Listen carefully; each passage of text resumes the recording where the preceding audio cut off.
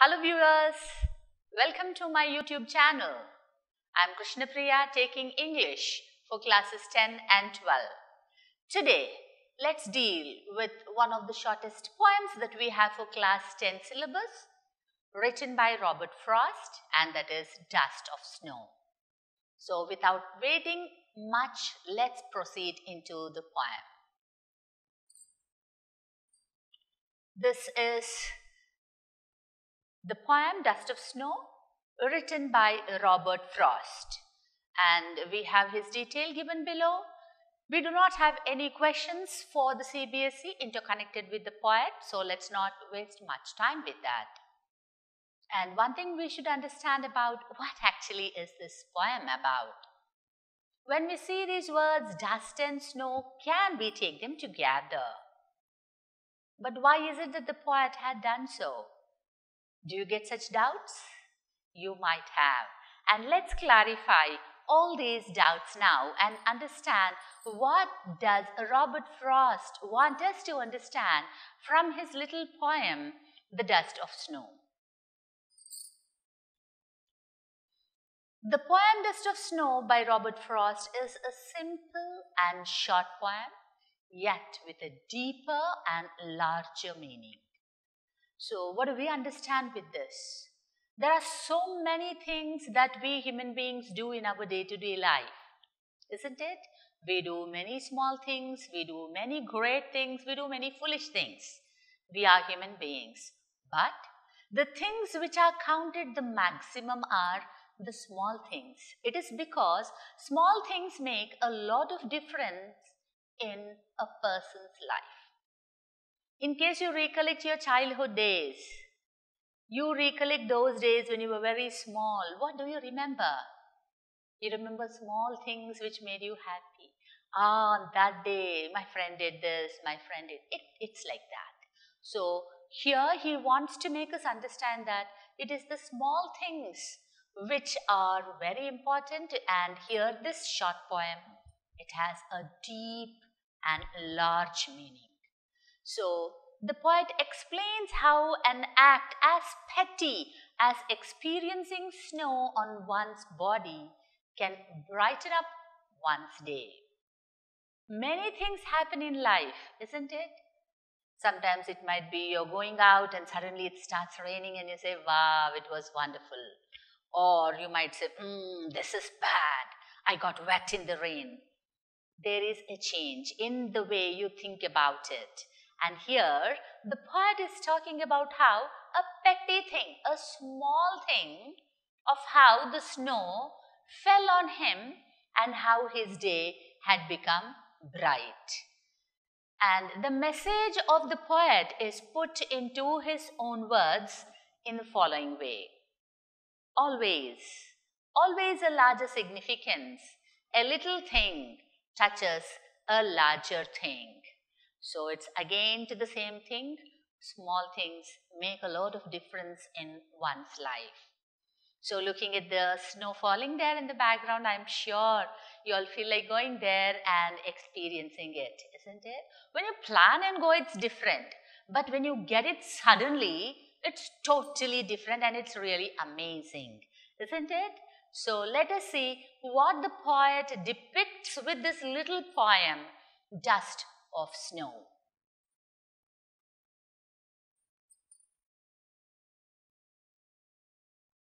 Dust of Snow, the whole poem is here. You can look at it on the screen.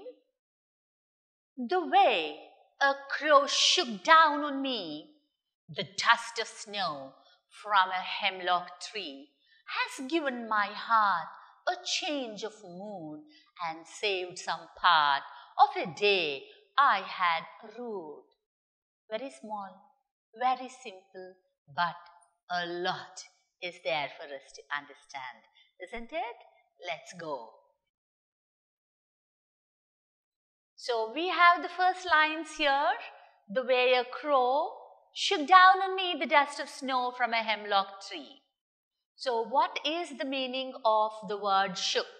It's very easy to remember. It is because it's a past tense of shake. You shake something. Let me shake this pen. It is shake. Yes? And what is hemlock tree? hemlock tree is a poisonous tree and it has small flowers. So when you say that the hemlock tree is poisonous, what do you think about it? Is there anything negative about it? 100%, isn't it? When you say it's poisonous, it means it is life-threatening. And if it is life-threatening, it is not good for anyone's health. Am I right? Yes. And it has maybe small white flowers which blend with snow. And maybe that's the reason why people might not think it is poisonous, but everyone knows time teaches people many things, and hemlock tree is poisonous is understood by all. But what does this tree have to do with the poem here? So the poem is set in a scene where the poet is in a bad mood and is walking by a tree. Oh, hemlock tree. So the mood may be angry, sad. For some reason, he's so angry. He is not able to be maybe in one piece. And in order to gather his self, he started walking. So where did he go? What did he do? He started walking. We know that. And he walked under the hemlock tree. And he didn't do it on purpose. He never maybe thought that he's walking under the hemlock tree. So what happened there when he was walking like that? Something happened. And that thing, was it positive or negative? Let's see about it soon. Can you all see how beautiful it is? Isn't it? When there is snow coming like that, it's really nice. And maybe the same kind of an experience was there even for the poet. It is because he is talking about how the thing was. The hemlock tree, which is, again, I'm telling you here, it's a poisonous tree. And since it's a poisonous tree, we can understand what kind of negative impact it has. It's deathly, isn't it? Once you say it is poisonous tree, it is deathly. So when he's passing by, a crow happens to throw some snow dust on him. It doesn't mean to say that the crow on purpose took some snow and it started. No, not like that. It is just happened. It's an accident. It's because nothing is planned. It went on like that. And since it went on like that, what happened?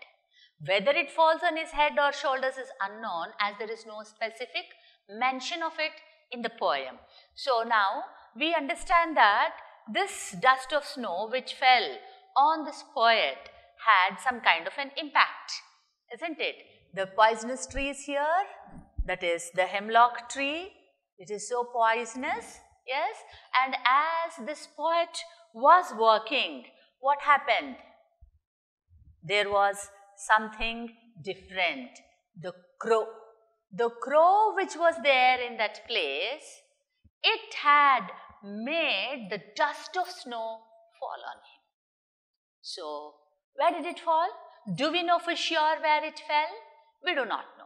We know for one thing that it might have fallen either on his head or on his shoulders, but we cannot tell for sure where it fell. We do not know whether it fell on his head or on his shoulders.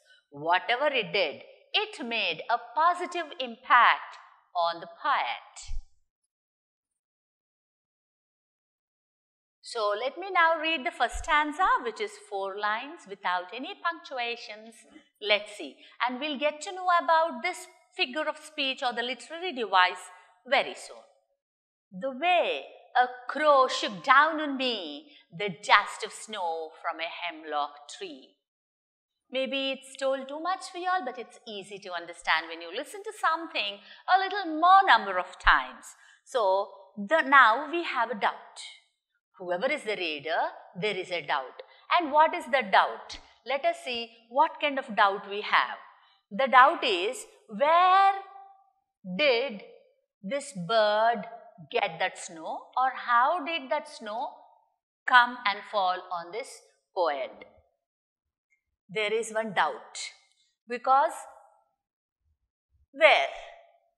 From where did that snow come? From what action of the crow did this snow come? Is there any mention about it? Do we have any clear-cut idea about it? We do not have. So we do not know whether the crow came and landed there, or it started flying, or it was already perching on the branch of the tree and suddenly it started to take off. We do not know. Whichever the reason might be there, the crow's action, either flying, landing, or taking off, has caused a little bit of the snow in the form of dust to fall on the poet. And that is like magic. It is because something had happened to the poet. I think you'll remember. How was the poet's mood just before? He was in a bad mood, isn't it? It is because he was in a bad mood. Here it's written author. You can remember it as even the poet. The poet was in a bad mood. Since he was in a bad mood, what had happened? Bad has changed into, it became a good mood. It became a positive mood. So we have here two agents which are taken by the poet, and both the agents are negative. One is crow and another one is the hemlock tree. Did you ever hear or listen to anyone talking about crow in a positive way? Never. Never do they talk about a crow in a positive way. In the same manner, no one talks even about a hemlock tree in a positive way. It is because they are symbolic to certain negative things. But how did the poet change it here? He purposefully changed them. He broke the stereotype kind of an assumption that people had. And how did he make it? He made it positive. Let us see how the change had come. See here, the poet's mood was in the opening scene. How was the poet's mood in the opening scene? It was gloomy, it was dull, it was sad. And what is the effect of this dust of snow falling on him? It totally changed into a positive thing. So let us now continue and see how this positive thing had happened. Let's now go to the second and the last stanza. And what is that? Again, 4 lines, very short and sweet. Has given my heart a change of mood and saved some part of a day I had rued.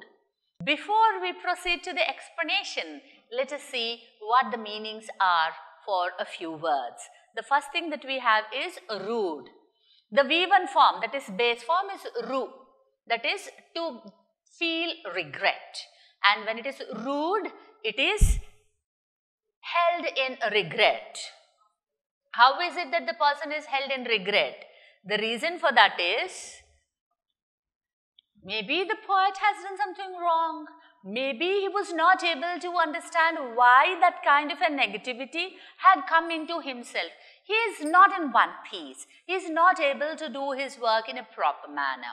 And that was the reason his day had rued. It was spoiled. There wasn't any positivity. And now, what are the reasons? Are there any particular reasons for the sake of telling that the poet had faced such a kind of a thing? No. See here, we have reasons unknown. So in case anyone asks you what kind of reasons were there for this poet to be in a bad mood, no idea.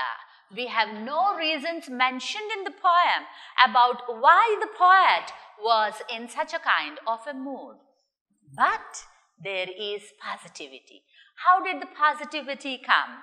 It came exactly when the dust of snow fell on him. So what had happened? A lot had happened. And did it happen in a negative way? Not at all. It was beautiful. It was positive. The poet who till then thought that it was negative became positive. So here we say the falling of the snow. And where did the snow fall? We do not know again, even though it's written here, head. Don't take it in that way. It is because head is the topmost portion for a human being. It might be true that it had fallen on his head or on the shoulders. So as soon as this snow touched his head or the shoulders, what happened? Instantly there was a change. How was the change? The change was from negative, it changed into positive. It's very nice to think about it. It is because a person's mood usually doesn't change instantaneously. It might take some time, but here the poet was like, magical kind of a change took place as soon as the dust of snow fell on him. And the poet now talks about his day prior to the falling of the snow. How much day was gone? Maybe a part of the day. We cannot tell for sure how much day was lost. Maybe 1/4 of the day was lost, or maybe half of the day was lost. Lost is lost. A part of the day was lost. But what happened to the remaining? The remaining day was really good, isn't it? See, he had spent his day in a bad mood. But what happened? He was saved. His day was saved by the crow and the hemlock tree. Usually, the crow and the hemlock tree are negative, which we already discussed just before. But now, this crow and this hemlock tree had made the poet's negative day to a positive day. And so, the poet purposefully has taken these two features of hemlock tree and the crow for the sake of telling that they are not inauspicious. They are also auspicious. What is auspicious? Something positive.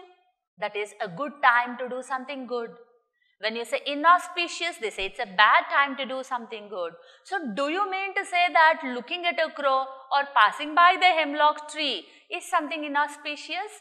Yes, till this poet has changed the attitude of the people. Prior to that, it was all the time only negative. But now, the crow is not symbolic to anything negative, nor is the hemlock tree, which is poisonous, regarded as negative. It is because both these negative things got about a positive change in the poet.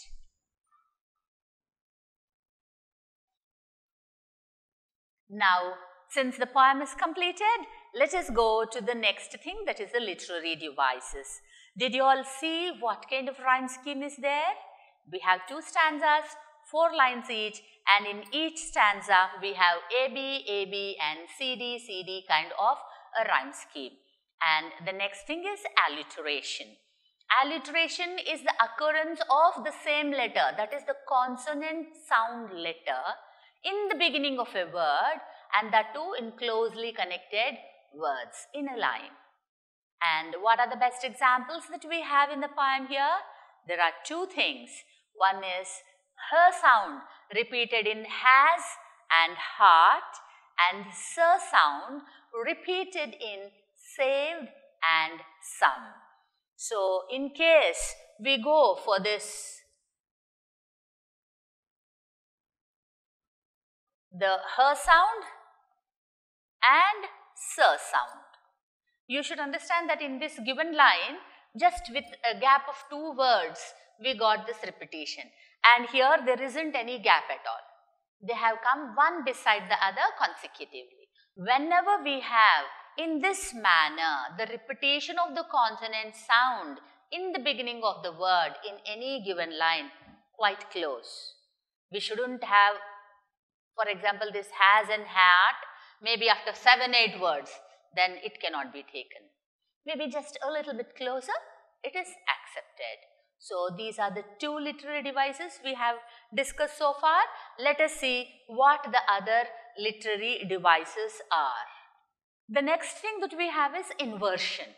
What is inversion? Easy to remember. It is because it is reverse. When we say reverse, how can we tell that something is reverse? Yes, it is because the poet has taken the first stanza not in the normal style but in the reverse style, and that is the reason it is called as inversion. The first stanza is the best example of inversion. It is because the poets have this license called as this poetic license. You know, since they are well versed with the language and how they are placing the words and in what way they wanted to present it, then it is inversion. The next one that we have is assonance. Always compare and contrast assonance, alliteration, consonance. If you do these three things at a time, you will not make any mistake in the literary devices.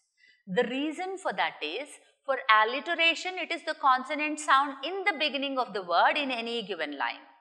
When it comes to assonance, it is the prominence of the vowel sound. It is the vowel sound which is prominent, and in any given line, one particular sound must be prominent. Then it is called as assonance. For example, shook down on me. In this line, shook down on me, what is the letter or what is the vowel sound which is prominent? It is the letter O. You might have noticed already, it is O. O is repeated and that is assonance. Now the same thing goes with consonants, where consonant sound is repeated. When we get that later, I shall explain it to you in detail. Now let's go to the next literary device called as enjambment. What is enjambment? You might have seen the whole 8 lines poem. Is there any comma or a semicolon or a hyphen anywhere at the end of the line? No, we don't have it. So, when we do not have any kind of punctuation marks at the end of the line and the whole line continues like that without punctuations, then it is called as enjambment. I hope you understood everything clearly till here. I hope you enjoyed the poem, viewers. Let's meet in the next video. See you all till then. Bye.